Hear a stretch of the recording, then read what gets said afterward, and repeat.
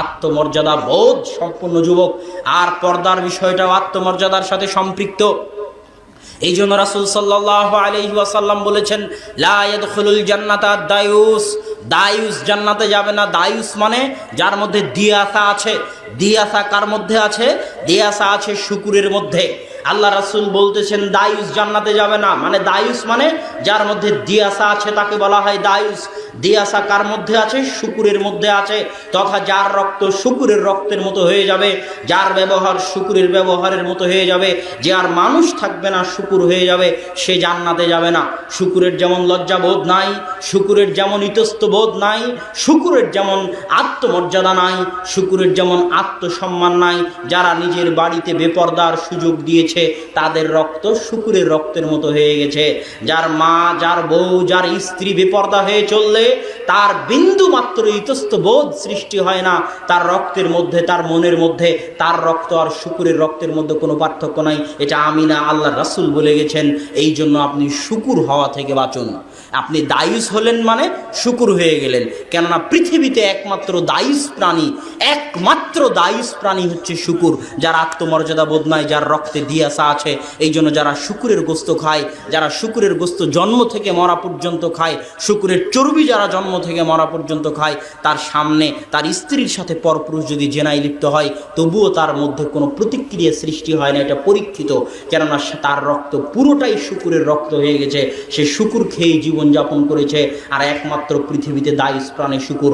ঠিক কোনো পুরুষ যখন দায়ুস হয়ে যায়, কোনো পুরুষ যখন শুকুরের মতো হয়ে যায়, কোনো পুরুষের রক্ত যখন শুকুরের রক্ত হয়ে যায়, তখন সে বাড়িতে নিজের মেয়েকে বেপরদায় চলতে দেয়, নিজের স্ত্রীকে বেপরদায় চলতে দেয়, নিজের মাকে বেপরদায় চলতে দেয়। কেননা তার রক্ত শুকুরের রক্তের মতো হয়ে গেছে। এটা আল্লাহ রাসূল বলেছেন।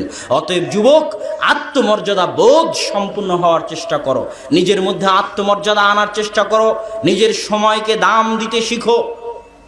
তোমার সময়ের মূল্য আছে যুবক।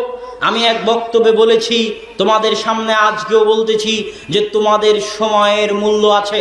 তুমি বগুড়ায় বাস করো, এই কথা ভুল। তুমি দুয়ারপাড়ায় হামিদপুরে বাস করো, এই কথা ভুল। মানুষ কোনো জায়গায় বাস করে না, জায়গা তো জায়গার মতোই থাকে। 1000 বছর আগে এই জায়গা এমনই ছিল, 1000 বছর পরে এই জায়গা এমনই থাকবে, এমনই থাকবে। এই জায়গার কোনো পরিবর্তন হবে না। এর উপরেই কিয়ামত কায়েম হয়ে যাবে। অথচ এই জায়গাতে মানুষ আসছে, চলে যাচ্ছে। তাহলে মানুষ জায়গায় থাকে না, মানুষ সময়ে আসতেছে, সময়ে যাচ্ছে। তোমার জন্ম থেকে তোমার মৃত্যু পর্যন্ত যে সময়টা, এই সময়ের মধ্যে তুমি বাস করো।